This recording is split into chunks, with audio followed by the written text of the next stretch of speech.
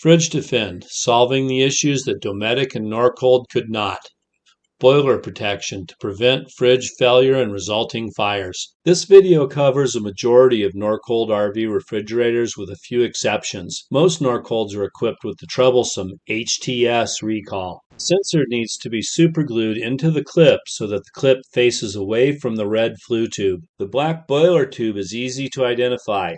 The electric heater tubes are welded directly to the boiler tube. It is required to download the installation manuals from arprv.com for complete instructions. As observed, once the boiler assembly parts are identified, one installs the boiler sensor 1 inch or more above the electric heaters. The sensor must be rotated around the boiler tube away from the flue tube. An insulation must be packed between the Fridge Defend sensor and the flue tube. Please subscribe to our YouTube channel and like us. We keep RV absorption refrigerators from failing. Thank you. www.arprv.com